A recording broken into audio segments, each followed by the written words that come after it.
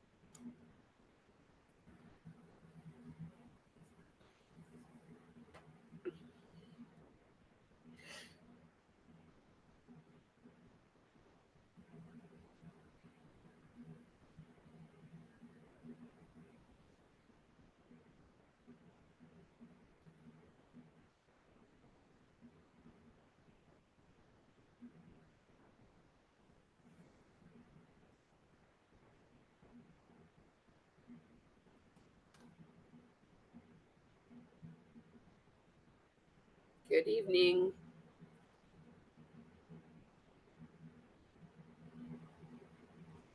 Good evening.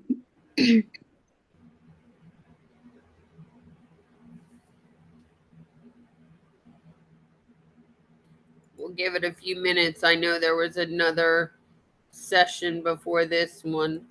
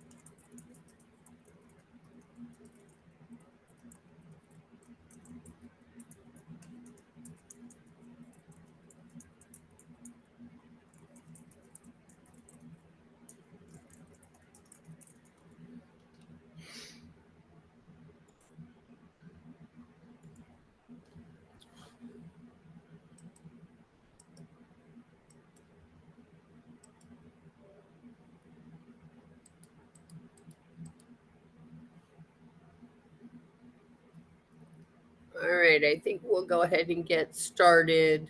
I'm Dr. Lapage. Hi, everybody. We're going to start talking about pharmacology and GI medications. Can everybody see the screen?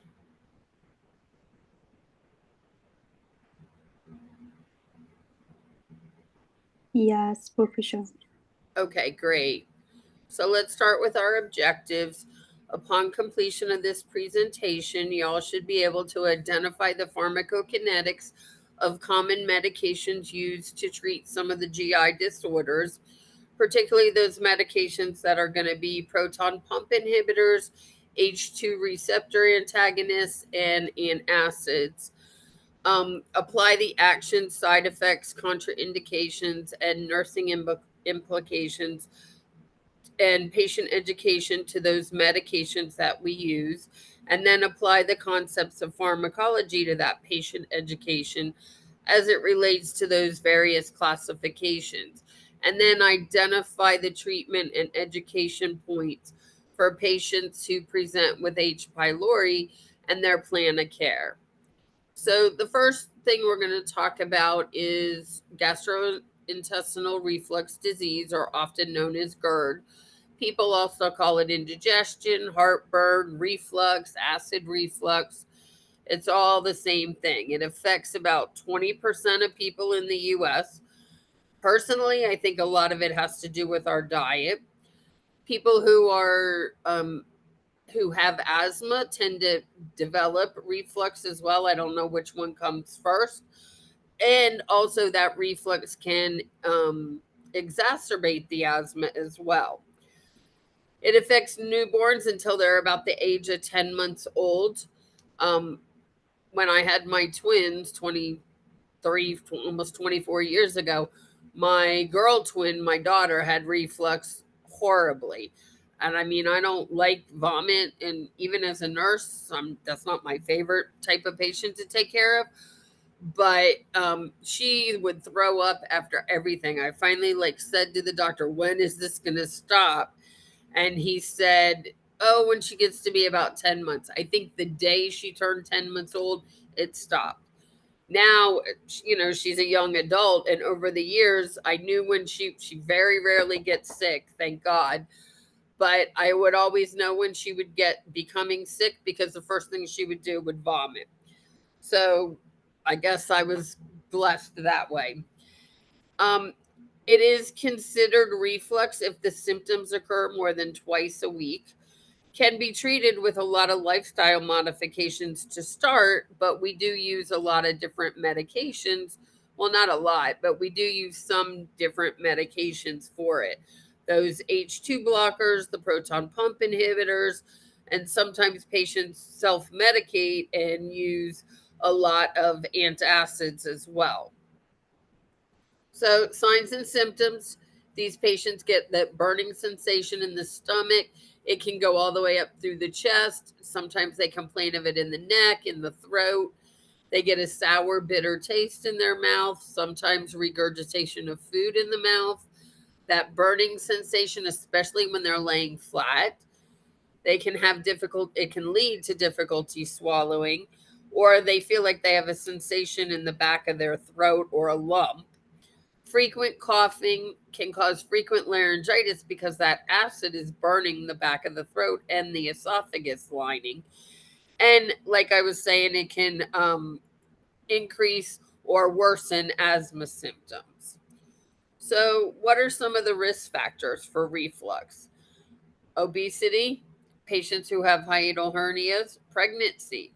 When I was pregnant with my first child, my singleton, my reflux was, or I developed reflux. It was horrible. Um, Patients who have connective tissue disease, particularly scleroderma, are more prone to reflux. Patients who have delayed stomach emptying or gastroparesis, smokers, frequently eating late at night can lead to it, a lot of alcohol and caffeine, and then the diet, like we talked about, fried, fatty, spicy foods, and even some medications can cause reflux symptoms, particularly your aspirins and your NSAIDs.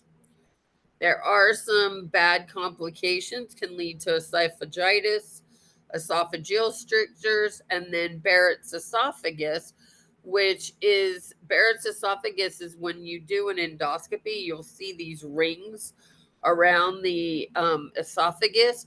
And unfortunately, frequently Barrett's esophagus can lead to esophageal cancer. So we diagnose it by symptoms, for one, frequent symptoms. They may do an upper endoscopy where they actually take the scope and take a look. Can do an acid pH probe test where they put a really small probe into the nose, and they'll put the probe in there and they'll leave it in. It's a very thin guide wire, and they will measure the actual pH of the esophagus and stomach as well. A barium swallow, that's where they drink this chalky stuff. It looks like chalk. It tastes like chalk, is what they tell us. And then they'll watch under fluoroscopy, under x rays, as it actually goes down and through into the stomach. What they're looking for is any narrowing in the esophagus. They may also do esophageal manometry, where they're actually measuring the pressures in the esophagus, and then that transnasal esophagoscopy, where they actually again put another probe down and take a look, but they'll do it through the nose. Treatment, we do our antacids, H2 blockers, your proton pump inhibitors, and then the fundoplication is a surgery. And yes. Yes. Was somebody asking a question?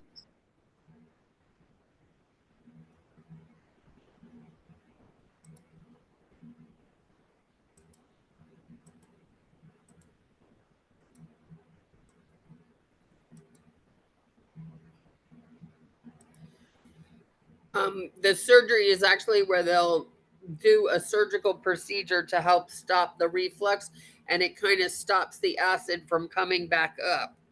A Lynx device, again, kind of does the same thing, except, excuse me, it's a device that they actually attach to the esophagus.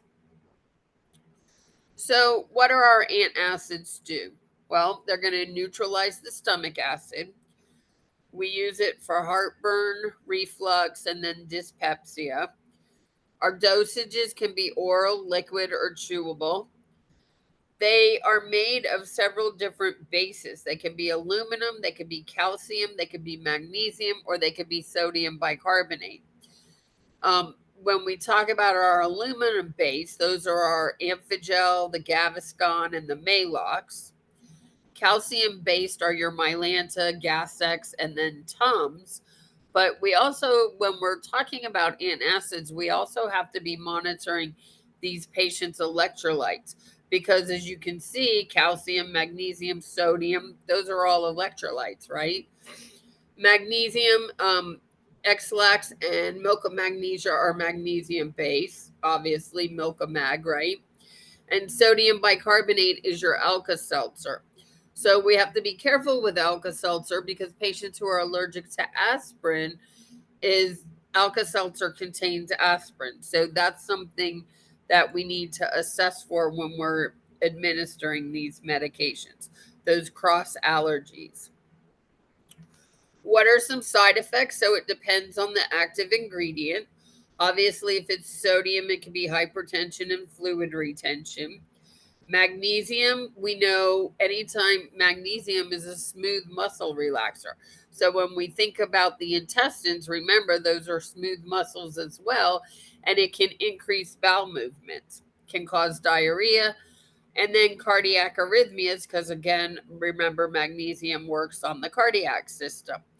Calcium based, which is going to be your Tums, can lead to kidney stones. There are a lot of interactions. Tetracycline and ferrous sulfate are going to decrease the effects of those antacids, whereas the antacids can increase the effects of digoxin and phenytoin. Most antacids are contraindicated in children under 6. Patients who have an active GI bleed, we don't want to give them antacids, or those patients who have hepatic and renal disease either. It can complicate and exacerbate those conditions. Nursing interventions, one thing we definitely want to make sure is that we're not administering these within 2 hours of particular medications, particularly the medications we listed up top as well. And then monitor for side effects. Most of your all of your antacids that I know of are over the counter, especially here in the US. But we also need to educate patients that if they're having to take antacids frequently, more than twice a week, they really need to be seeing a doctor and maybe put on a better choice of medications. Your H2 blockers or your H2 antagonists are going to block that histamine, and that histamine induces that gastric acid secretions from those parietal cells of the gastric mucosa or in the stomach lining, or the lining of the stomach, sorry. We use the H2 blockers for reflux, GI ulcers, and then any of your GI hypersecretory disorders. A lot of your patients who have autoimmune disorders are known to also have GI hypersecretory disorders. Some examples are your famotidine, cimetidine, and nizatidine systemic, which is your acid. We also use the Pepcid with anaphylactic reactions because it works specifically on that gastric mucosa. And if somebody's having an anaphylactic reaction, they are more prone to also have nausea and vomiting with it. So that's why we give them that famotidine, the Pepcid. Some of the side effects are constipation, diarrhea. These patients can have insomnia. They tend to have a dry mouth and skin. So, good skin care and oral hydration is good. Headaches, ringing in the ears. They can develop a runny nose, and then difficulty urinating can be troublesome for them as well. And then that joint and muscle pain. I haven't, dizziness was listed and I went ahead and put it on there because of some of the CNS effects, but I haven't really taken care of anybody who's complained of dizziness with the H2 blockers. Your proton pump inhibitors also reduce acid in the stomach, and those typically end in your ZOLE. We use them for reflux, again, that overproduction of acid, and for H. pylori, which is a bacteria that grows within the GI system. We also use your PPIs for prophylactically for stress ulcers. And as you can see, those end in the ZOLs. Your omeprazole, lansoprazole, and esmomepralols. Most of those are also over the counter as well. Your Acifex and Protonics, and I do not believe that the Dexalant is over the counter yet. They are some are available IV, but all of them are available PO.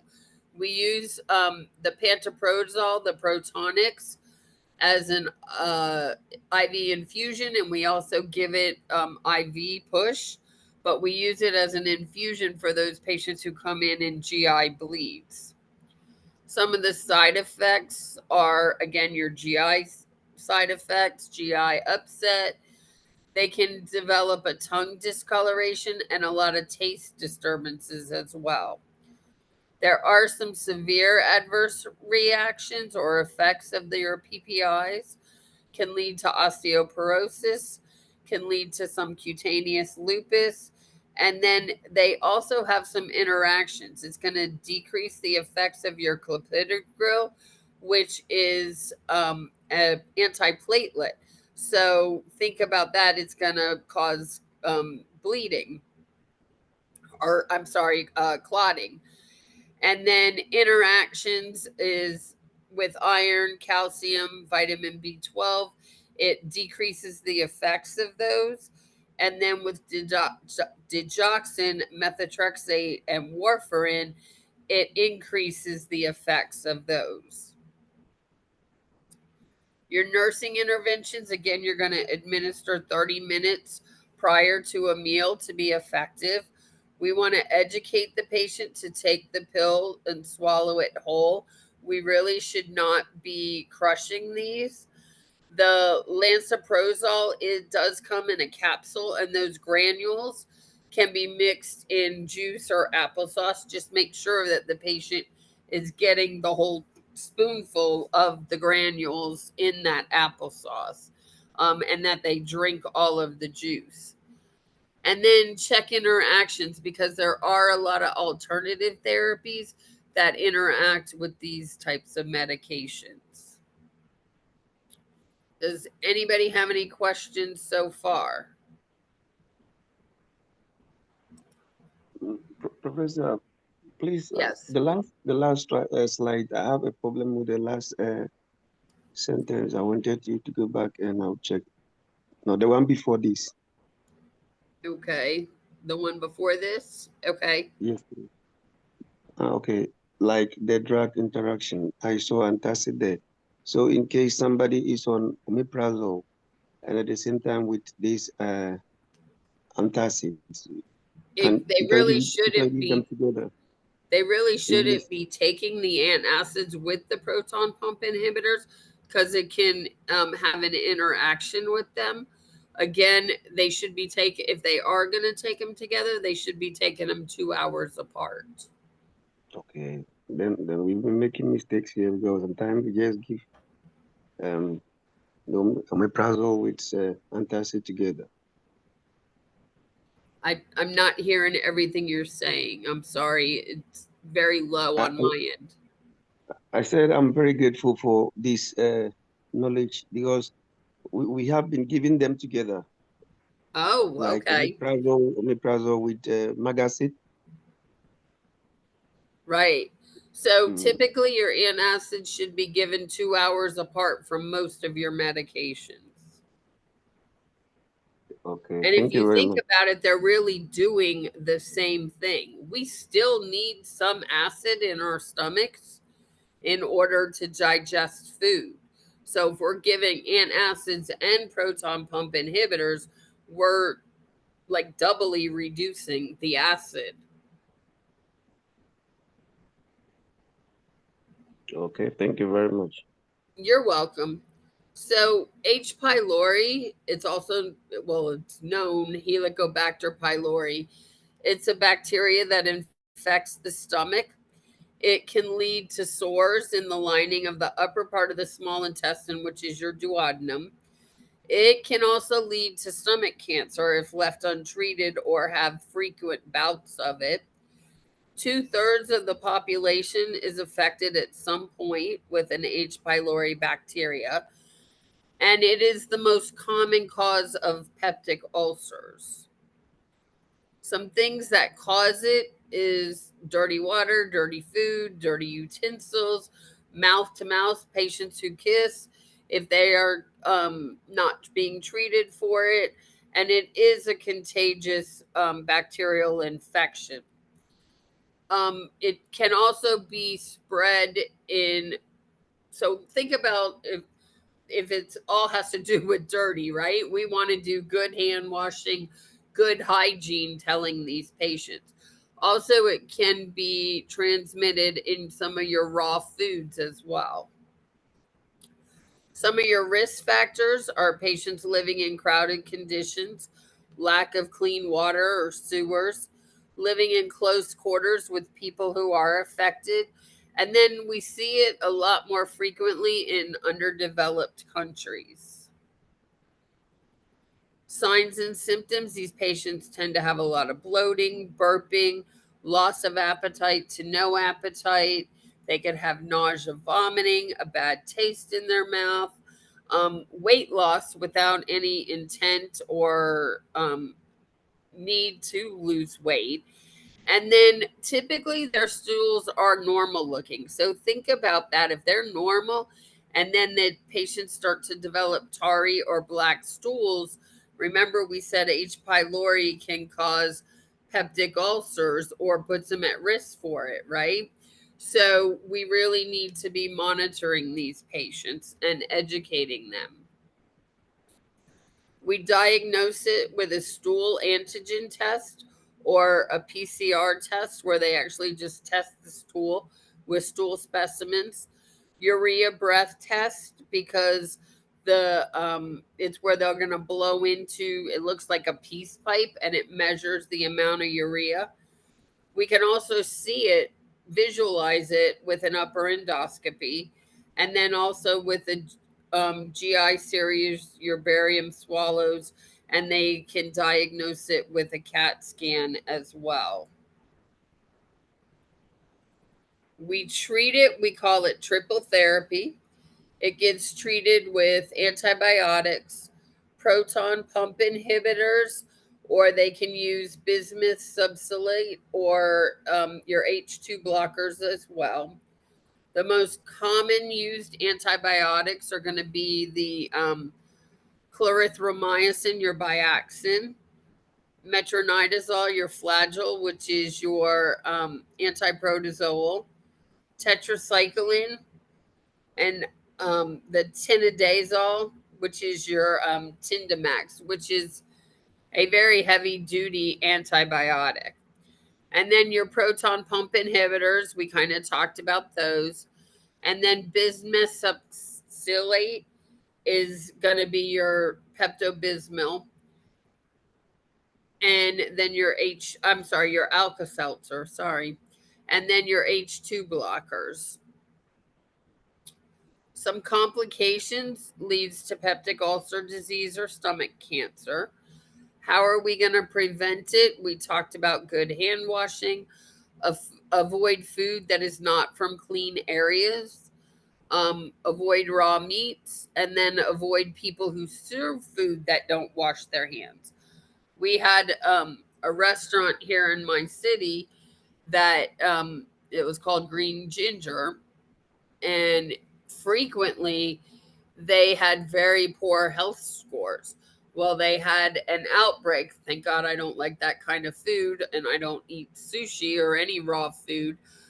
So I don't frequent that restaurant, but they had an outbreak of H. pylori and it wound up shutting down for a while. They reopened, got their health scores up for about 2 weeks, and then they fell short again. So it's kind of like, you know, how on your Facebook pages and all the social media, everybody talks about it, and now they've closed again. So it's like, I'm thinking they just need to stay closed until they can figure out what they need to do. Any questions on H. pylori? Yes, can you go back to the diagnosis?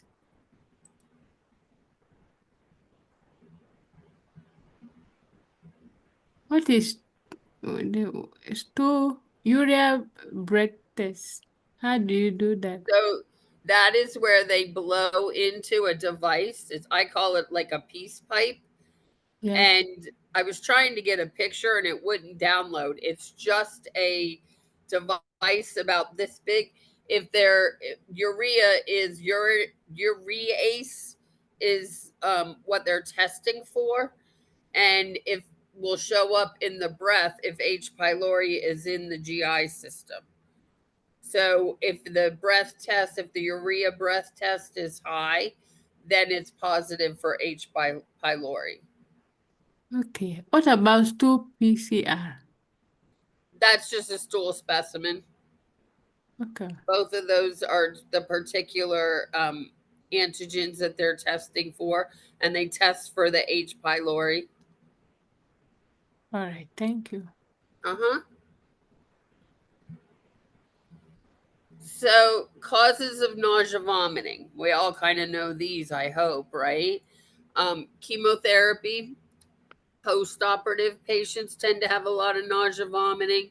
Patients who have gastritis, pregnancy can cause a lot of nausea, vomiting. Some medications can cause nausea, vomiting. And again, we all know opioids can. And then vertigo can also cause nausea, vomiting. So we want to treat these patients, and we use a lot of antiemetics, which are going to prevent that nausea and vomiting. There are 7 different subgroups: your serotonin agonists, antihistamines, cannabinoids also belong in that subgroup as well. The other ones were not medications that are not really tested or talked about, so I didn't put them all on here. Each antiemetic is going to work on a specific area. So when we talk about your serotonin antagonist, which is your Zofran, ondansetron, that works particularly on the brain to stop that nausea center in the brain. Some of them work on the GI tract, whereas this one is that serotonin antagonist. And remember, serotonin is a chemical mediator, neurotransmitter in the brain. So the action is to decrease nausea and vomiting. Ondansetron was developed back in the early 1990s and was specifically back then used just for chemotherapy patients or patients getting radiation due to cancer. It was extremely expensive way back when, and not very many insurances cover it. So think about that. If y'all are here in the US, you know we use ondansetron all the time. If you come in the ER, you're going to get a Zofran order along with pretty much any other medication that you're being prescribed. For typically your pain meds are the opioids. Um, my mom was diagnosed with colon cancer back in 1994, right after ondansetron came out. And I really tried to get it for her because, it was the newest one. At the time, I was working for a GI doctor, but her insurance wouldn't cover it. Unfortunately, my mom succumbed to her colon cancer about 2 years later. But think about now, it is much less expensive. It was over $300 per vial way back then. And that back in 1990, that was a lot of money. I don't know how much it costs now. I just remember that it was very expensive back then. It is available ODT, which is oral dissolving tablet. So it does not go sublingual, it just goes in the mouth and it dissolves. It is available PO. We use a lot of IV push in the ER for using it. It is available IM, and there is a suppository.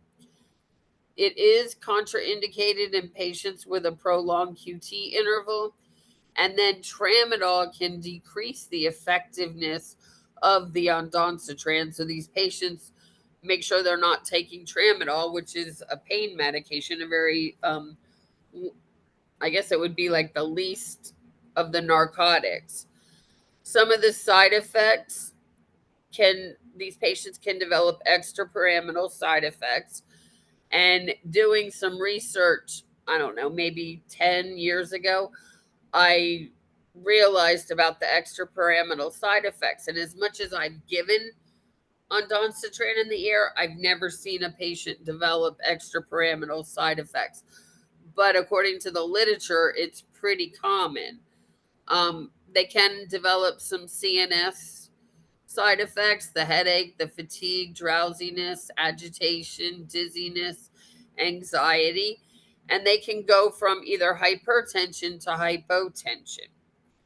We want to educate the patient that these medications do act fast within about 30 minutes. We don't want to swallow or crush that ODT.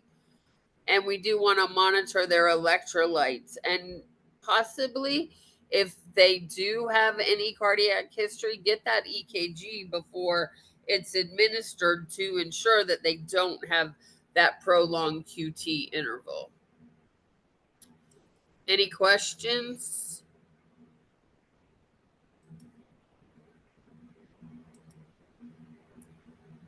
What is a bland diet?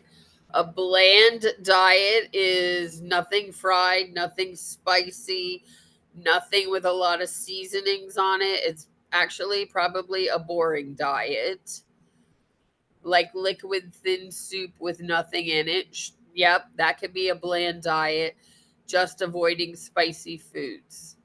And I'm assuming we're talking about reflux, and I didn't see that in the chat, correct? Yes. Okay. Any other questions?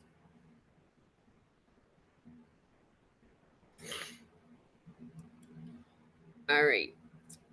So our phenothiazines, they are going to work by changing the actions of chemicals in the brain, and they also work as an antihistamine. It's going to block the effects of the naturally occurring chemical histamine in the body.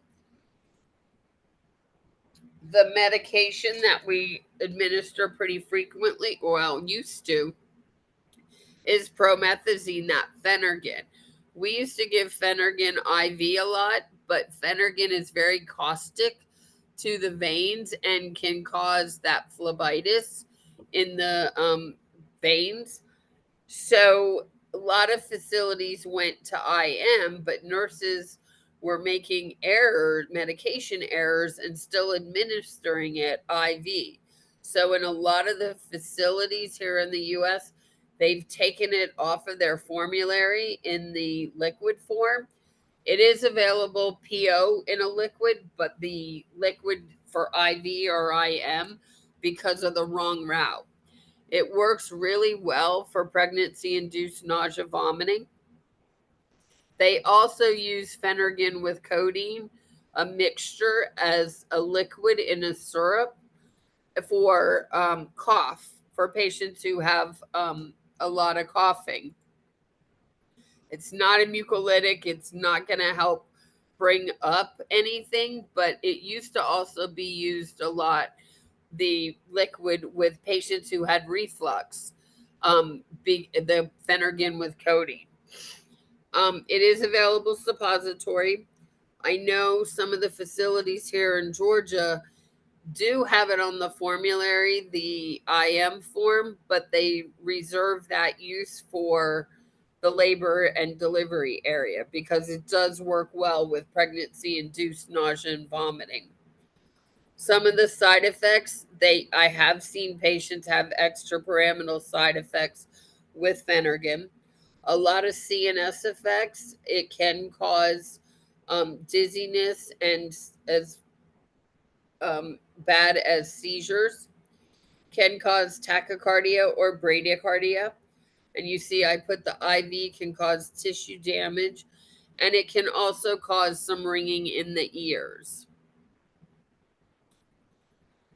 So nursing considerations, we definitely want to check the formulary if the IV is available. If it is and that facility is still using it, you want to push it very, very slowly. Provide safety measures for these patients and then monitor their cardiac rhythm. And then monitor their mood and behavior changes because it can cause extremes in mood and behavior. So if it's causing mood and behavior changes, we want to provide safety for us, for the patient, and for people around as well. Any questions on these?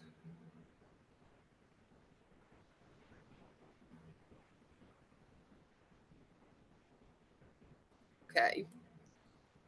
So let's talk about some of our antidiarrheals. They're going to reduce the frequency of stools. What do we use it for? Diarrhea, irritable bowel syndrome, and then traveler's diarrhea. Some examples are your bismuth subsalicylate, which is your kaopectate, Pepto-Bismol, and Maalox. Octreotide is an injectable. It's typically a sub-Q injectable, and it's the brand name is Sandostatin. Loperamide, which is your Imodium, and then Cilium, which is Metamucil or that Consul. And then the diphenoxylate atropine is Lamodal. So if we're giving Lamodal with atropine, or we're giving the Lamodal, what happens with atropine? What do you, or do you know anything that happens with patients who are taking Lamodal? What happens to their secretions?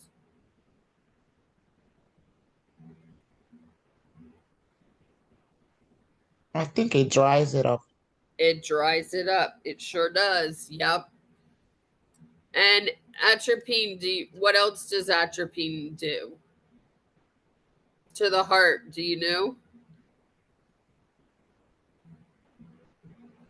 Can They increase give atropine if a patient is Increase very heart rate. bradycardic. very bradycardic. It can increase the heart rate. Absolutely. So some of the side effects, if we're given antidiarrheals, that can cause constipation, fatigue, drowsiness, particularly Lamodal, the dry mouth, decreased appetite, abdominal pain, and then nausea, vomiting on top of it. Some of our nursing interventions, we want to do a good assessment of the onset and frequency of the diarrhea, obtain stool cultures if we need, monitor their electrolytes, and give the brat diet. The brat diet is bananas, rice, applesauce, and tea or toast, which is going to help with diarrhea. And then anytime somebody has diarrhea, we definitely want to promote good skin integrity.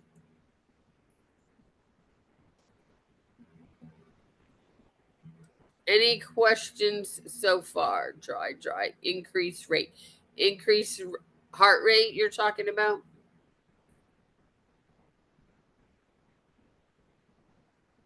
Yes.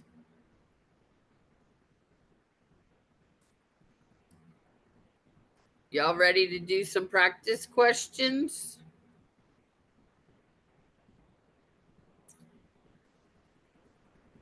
Anybody have any questions so far?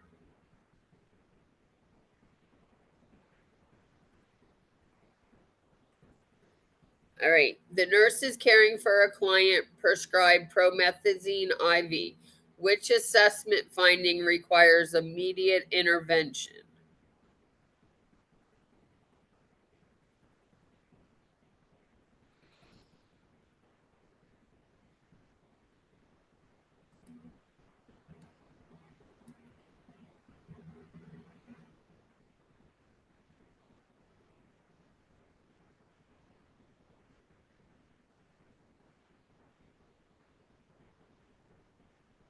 You guys are going to have to call out the answers.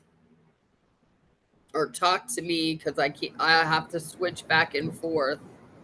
B, as in boy. Yep.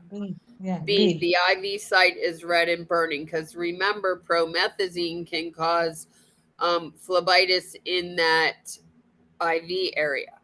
The client reports drowsiness. Well, that's an expected side effect, as well as the client complains of dry mouth. That's also an expected side effect. And then the client is ambulating. Well, we probably are not going to want him to ambulate or she to ambulate if the medication causes drowsiness, right? That's a safety issue. A nurse is caring for a client taking omeprazole. Which of the following instructions should the nurse give the client?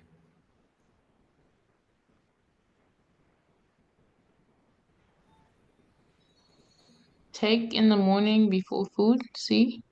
Yep, absolutely. C.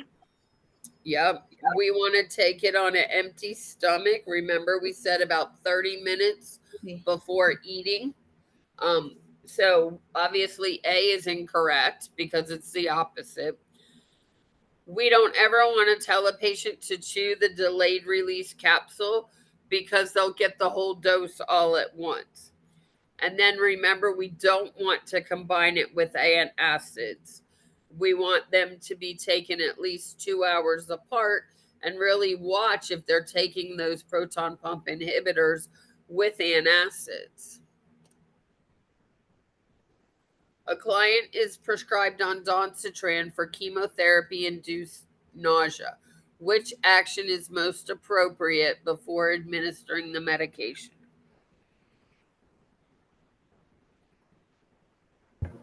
B is in boy. Yep. B. B is in boy. Absolutely. We want to assess the client's EKG for QT prolongation because one of the major side effects is it can prolong that QT interval. We do want to encourage fluids, but we're not going to give them a large amount of fluids all at once. They may get ice chips first and then sips of fluid. We don't want to administer it with food because they're vomiting, right? And nauseous. And then it does not necessarily affect the blood pressure. The nurse is teaching a client prescribed aluminum hydroxide and acid. Which statement indicates understanding?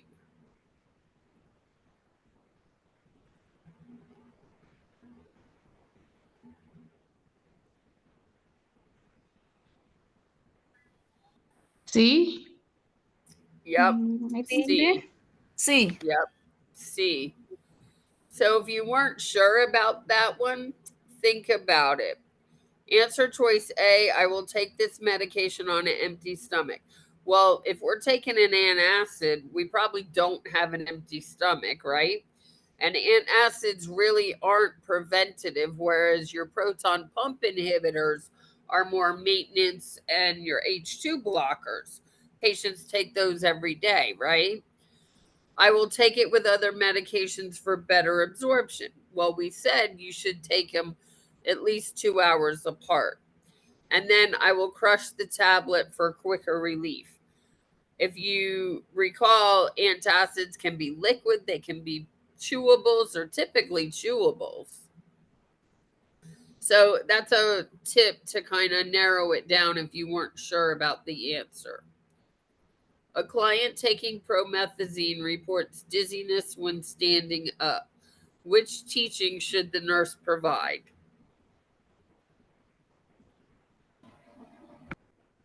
B. Yeah, B. Yep, B. Yep. We don't want to limit fluid intake, but if they're vomiting, we want to make sure that they stay hydrated, right? It doesn't necessarily cause an increase in blood pressure, but it can cause a decrease because of the CNS effects. And we don't want them to take it just at bedtime. What if they're nauseous in the morning, right? So that's one of those all or nothing questions or answer choices that I would probably avoid if they have the word only or it's just being very specific to a particular time or answer choice. A client is prescribed polyethylene glycol. Which of the following instructions should the nurse provide? So polyethylene glycol Is is D. It's Miralax. yeah. I'm sorry, it's what? D. Yes. It's D. Yes, it's D. We don't polyethylene glycol is also in it's one of the ingredients in Go Lightly. So definitely you're going to expect the results much more quickly. We don't want to take it with milk, and if you're not sure, you may experience increased sweating. That really doesn't relate to anything related to those answer choices. So I probably would not pick that one if I wasn't sure. A nurse is reviewing several medications with a student nurse. Which of the following medications is the most appropriate for a client experiencing nausea and vomiting following chemotherapy? B. Ondansetron. Ondansetron. Zofran. Yep, ondansetron. B. A client with H. pylori infection is prescribed a triple therapy regimen. Which combination is most likely prescribed? A. D.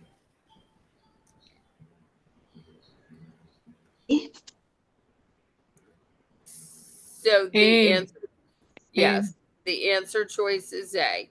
It's typically your proton pump inhibitor, antibiotics, 2 antibiotics, or an H2 blocker with it. Metronidazole can be, as well as your tetracycline, but not your famotidine. And then ondansetron is not, that's an anti emetic, right? So that doesn't treat H. pylori. A client is prescribed promethazine for postoperative nausea. The nurse should monitor for which adverse effects. Now, this is a select all that apply question.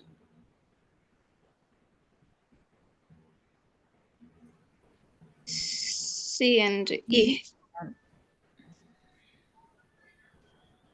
S. C and which one? A So, and E. yeah, so let's go through our answer choices. Promethazine, to remember, it can cause sedation because it causes CNS effects. So A is a correct answer choice. B, hypertension. It doesn't typically cause hypertension, but it can cause hypotension. So B is not correct.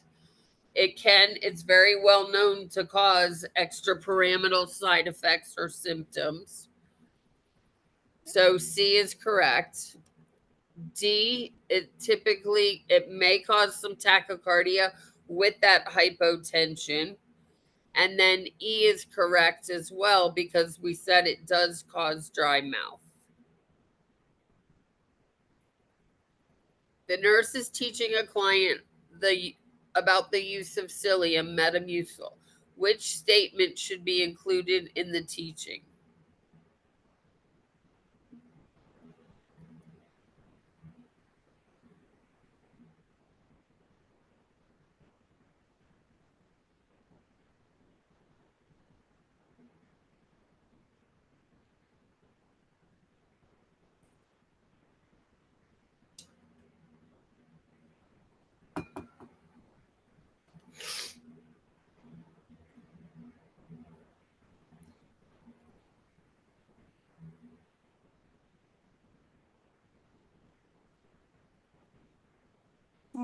A. We have B and D. B and D. Yep. It's A, B, and D.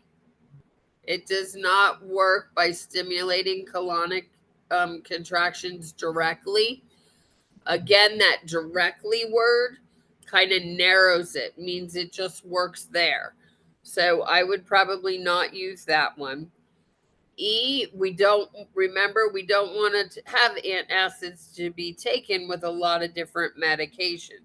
And antacids are for reflux, where Metamucil is for constipation or a source of fiber to keep the bowels moving correctly. So it's A, B, and D. A nurse is caring for a client prescribed loperamide for acute diarrhea. The nurse should teach the client to what?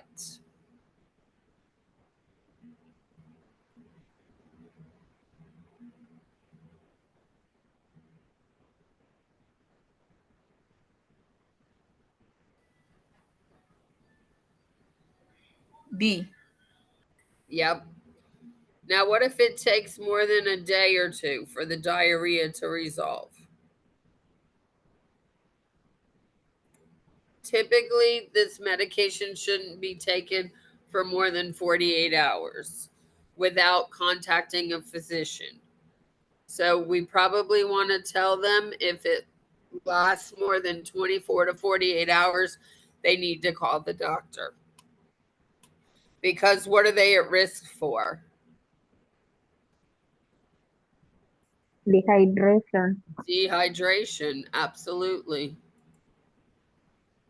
Absolutely. A nurse is educating a client about esomeprazole. Which of the following statements should the nurse include? This is a select all that apply question.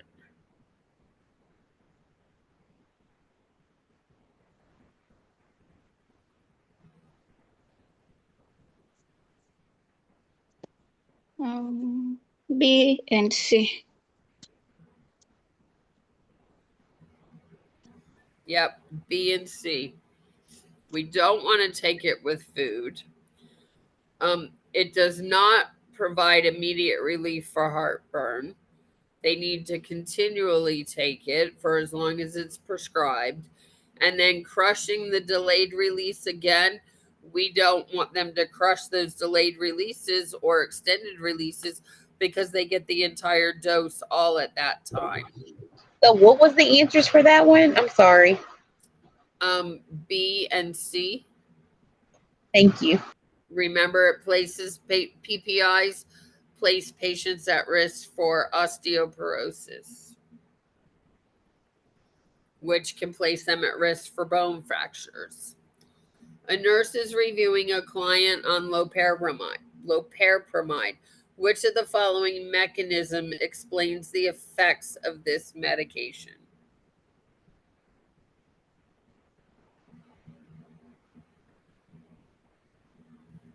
B.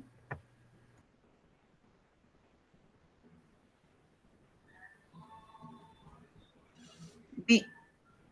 Yep.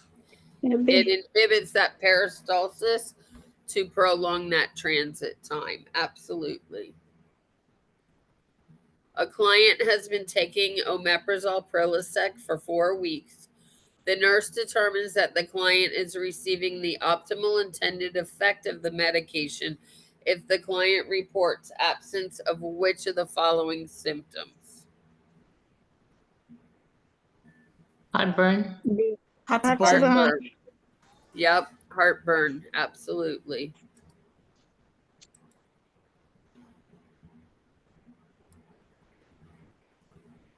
A client has a PRN order for loperamide, Imodium.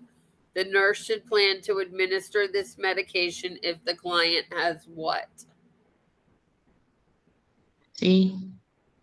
C. Episode Episode of of diarrhea. diarrhea. Yeah, it's episodes of diarrhea. Yep. Excuse me just a second, y'all.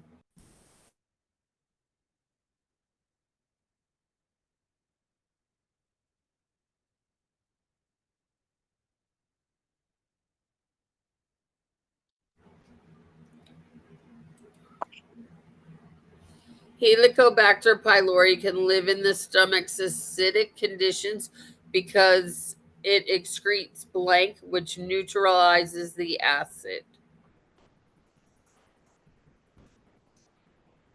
Bicarbonate. B. Urase. Yep, urase. Because remember, we do the urea breath test. So it's urase. Ammonia is a byproduct of protein and meats. Carbon dioxide comes from the lungs. And bicarbonate, we don't really have acids or bicarbonates like circulating in our body. The RN is caring for a patient diagnosed with H. pylori. Which medications would the nurse anticipate the physician will order?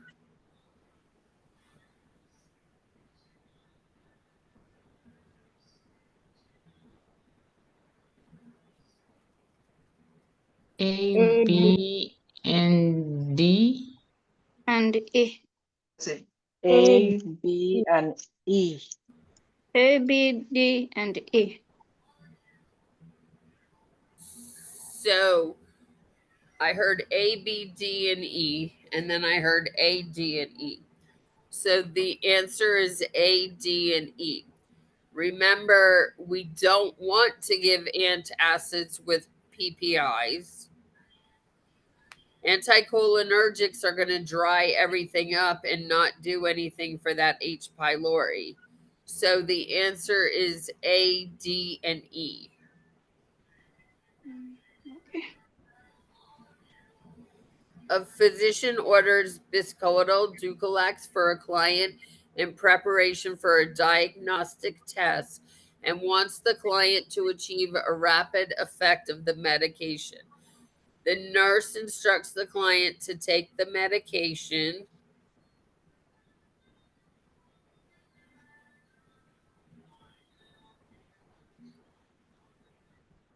D, with two D, glasses of juice. 2 glasses of juice.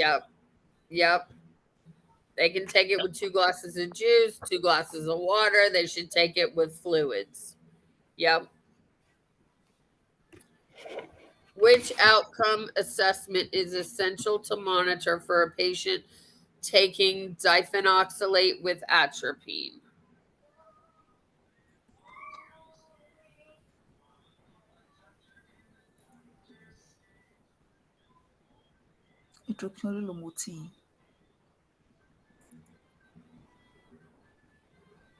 Which one?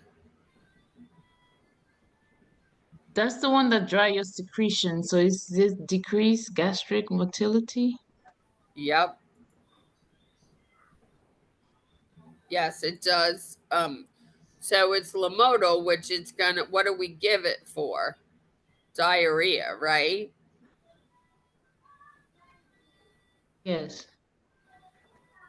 Yeah.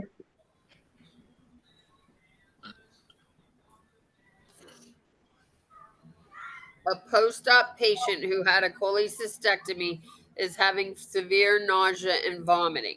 The RN is preparing to administer several antiemetic medications, and the patient asks the reason for multiple medications. What is the nurse's best answer?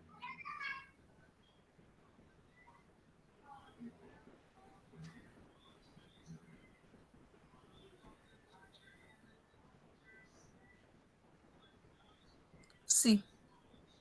Yep. Remember, you can have your combination medication. So they may be getting ondansetron and then another medication that blocks it in the stomach, as well as the ondansetron that blocks it in the brain, whereas your Phenergan may block it in the stomach as well. Especially your cholecystectomy patients, they tend to have a lot of nausea and vomiting post-op. Or your patients who have GI surgeries are more prone to nausea and vomiting. In developing a plan of care for a patient receiving an antihistamine antiemetic agent, which nursing diagnosis is of highest priority?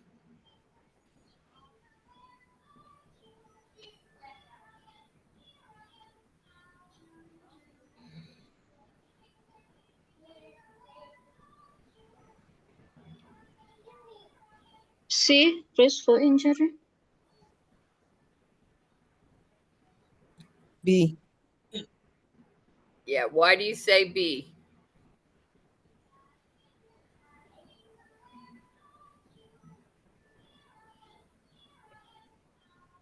So I'll give you a good hint here.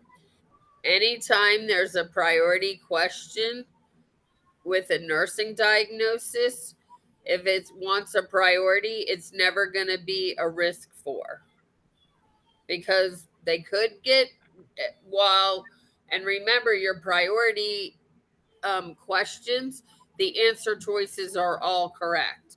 So this patient could be at risk for an injury, but it's not going to be the priority. I'm going to look at my answer choices and decide. Well, they could be an alteration in comfort related to the nausea and vomiting, but is that alteration in comfort going to harm them? No. Wow. It's going to be uncomfortable. They may be on the call bell. They may be not happy, but it's not going to harm them. Knowledge deficit related to medication. Well, that's a plausible one too, but again, it's not a priority. We want to fix the problem. And then, like I said, risk for, if we're talking about a priority, we're never going to choose a risk for unless they're all risk for. And then, if this was a risk for injury, a risk for knowledge deficit, a risk for alteration in comfort, then yes, you would pick that.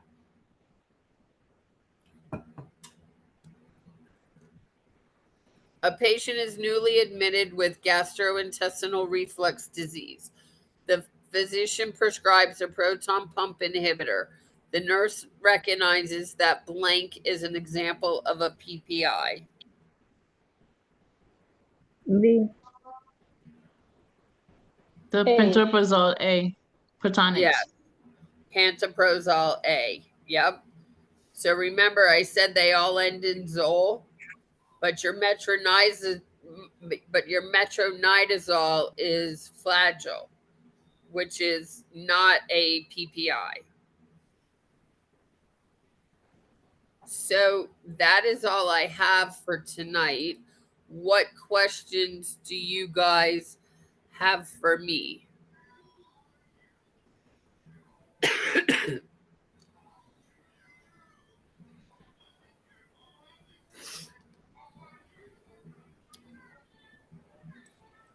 Is anybody taking NCLEX soon?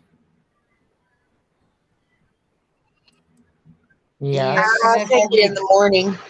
You're taking it in the morning? Yes. Oh, and what Hello. time is it where you are? It's 9:12 p.m. Okay. So you need to go to bed, my friend. Oh yeah, I'm about to go to bed now. Okay. Keep an open mind. Read the questions very carefully. And good luck.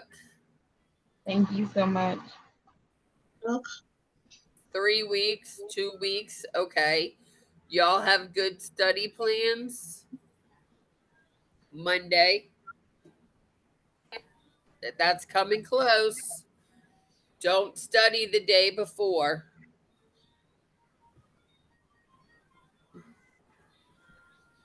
So you'll have to come back the So, the so I person. do have a question. I'm sorry. I didn't mean to but I wanted to know because it's my first time here. I just bumped into you and I wanted to know how often do you do this? So there's sessions just about every night. They're Okay. at 7 and at 9 Eastern time.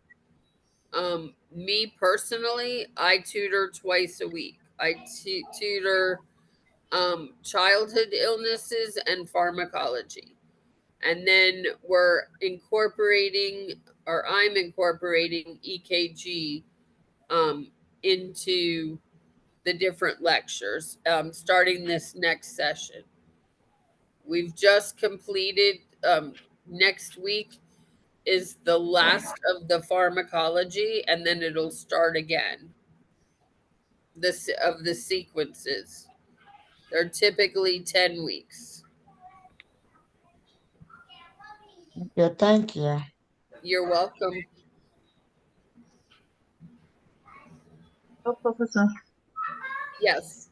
I want to say thank you also. I just came upon this today too, and I really appreciate the classes I've had. I want to ask, I see it is recorded. How can we access the recording, please, so that we can review? How the recording? It Yes, will be on the website under previous recordings. okay. Thank you so very much. I appreciate it. You're welcome.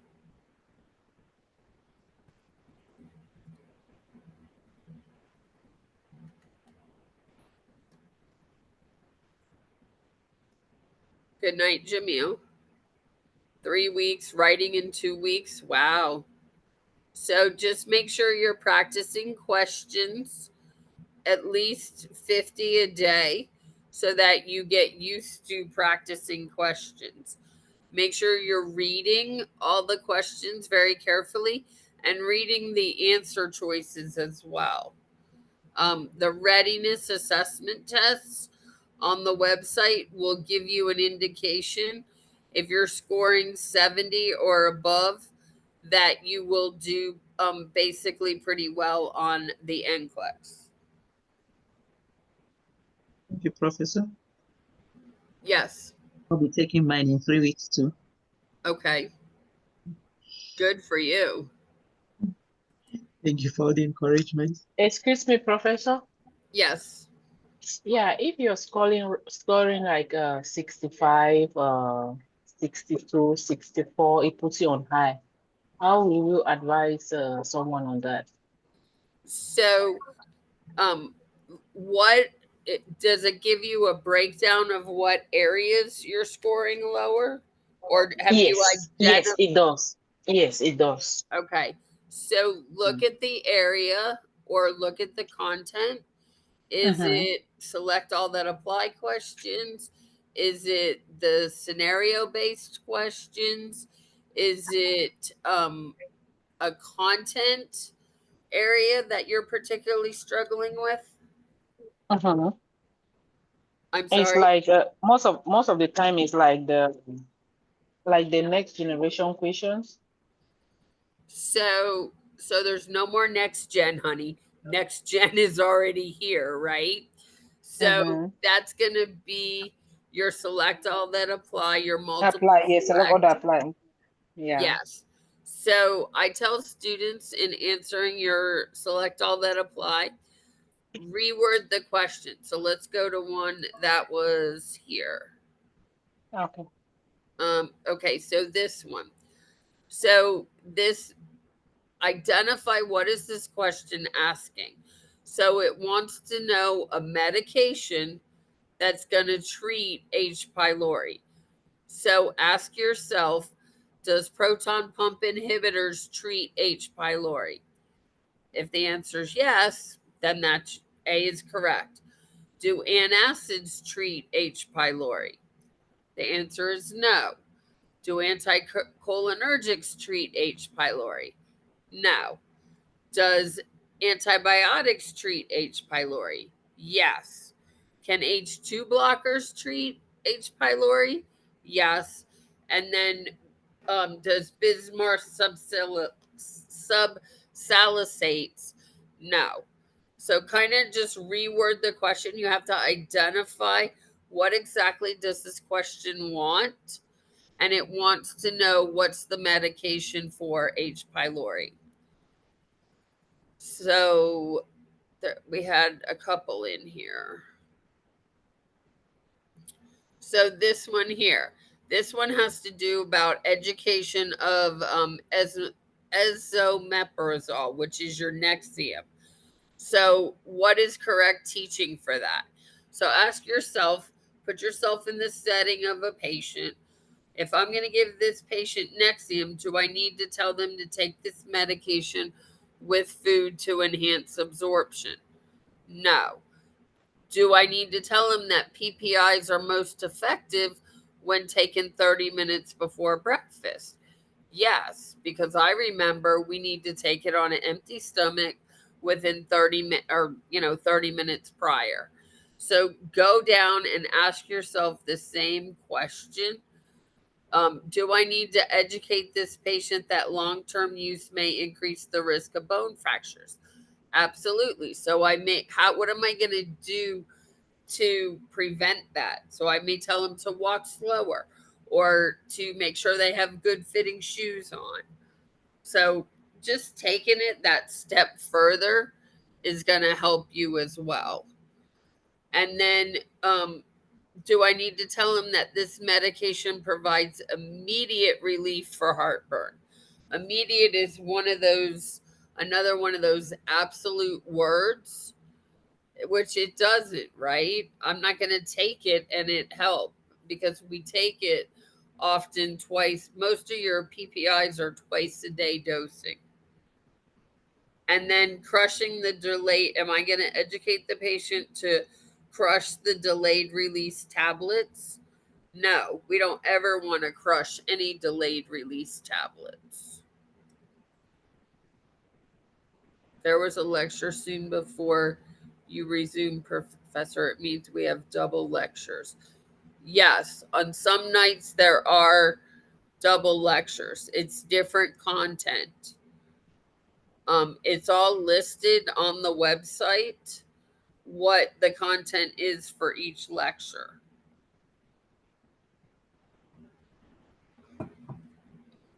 Next week I do, it's on the 5th, I do hematology oncology meds.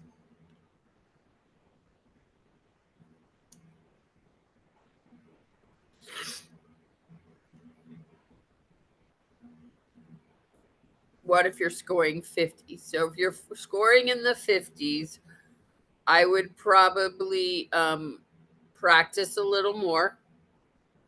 Definitely be doing at least 50 to 100 questions a day. What have you identified exactly what areas you need practice in or that you're scoring lower in?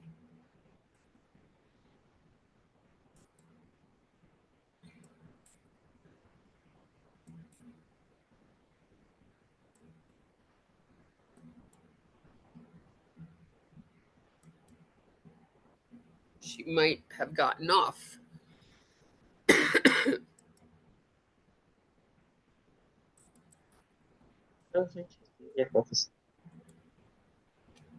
I'm sorry? I said I'm not so sure she's still around. She's still here online. Otherwise, she would have heard you and responded. Oh, yes, pediatric. Okay. So then I would go back and review some of your content on pediatric. It should break it down to what specific content. Is it cardiovascular for peds? Is it orthopedic? Is it hematologic for peds? What area? Is it the developmental stages of pediatrics? It should break it down a little more for you, so you can go back and review that particular area. And then you can also, there are practice questions related to various content or various specific content.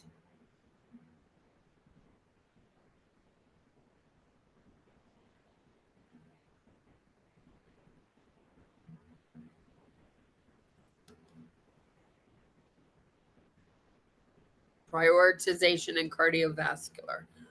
Okay, so a tip,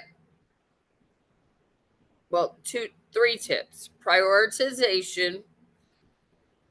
Ask yourself, what can I do for this patient right now that can save whatever problem it is, right? We have some tools to use with prioritization. We have airway, breathing, circulation. So ask yourself, is it an airway problem? Is it a breathing problem? Is it a circulation problem? Or is it a disability problem? If it's cardiovascular, particularly with pediatrics, then it's not going to, typically not going to be a disability. Pediatric patients very rarely have a stroke. They can have cardiovascular problems. They can have congenital heart defects. They can have heart failure. They can be born with that.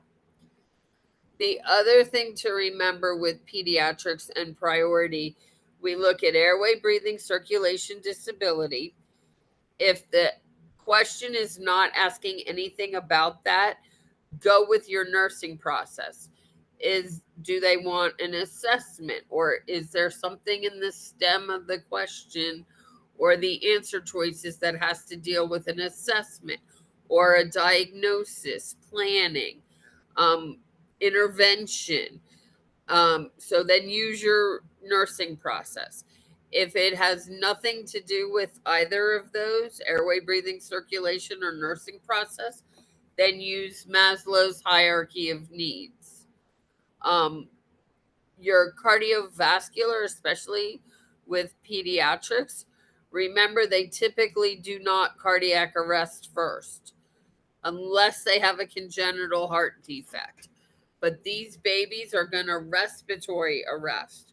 So they're more than likely probably going to have an airway or breathing problem. Airway would be if they're swallowing an object or if they have epiglottitis. A breathing problem, they typically, if they have cystic, if they're born with cystic fibrosis, or if they have asthma. A circulatory problem is going to be heart failure or your congenital heart defects. If they have a disability, a neurological problem, that's more than likely going to be some type of seizure disorder. And then priority, remember your priority questions, the answer choices are all going to be the same. So I kind of gave some tips here. Typically, when we're looking at a priority question,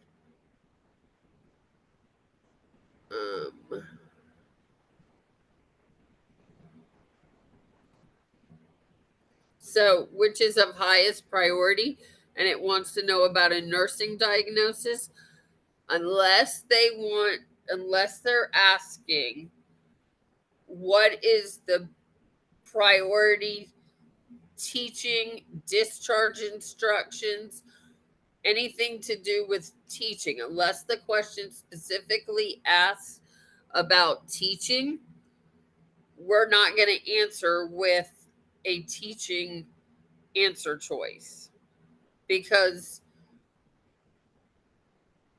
most often there's something we can do before we teach a patient, right? If the patient can't breathe, are we going to teach them about pursed lip breathing? No.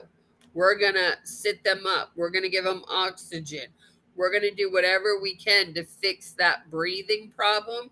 So look for those breathing answers. Again, like this one, we kind of talked through this.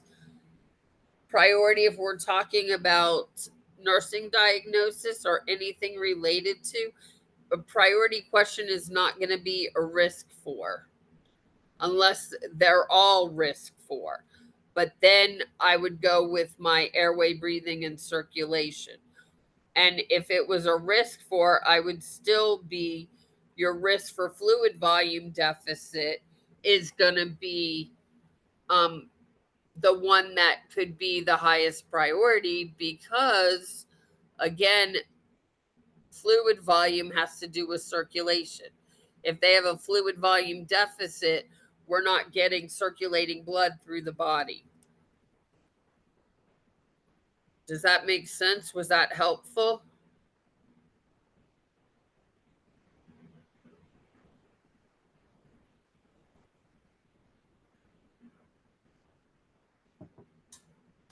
Anybody else?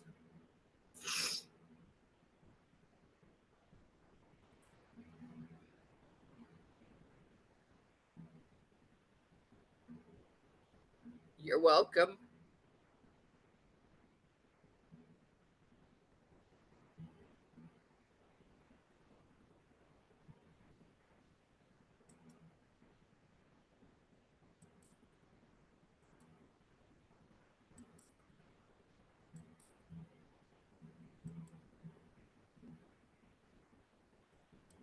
Good night. If nobody has any other questions, then I know it's early morning for some of you, and it's late night for me.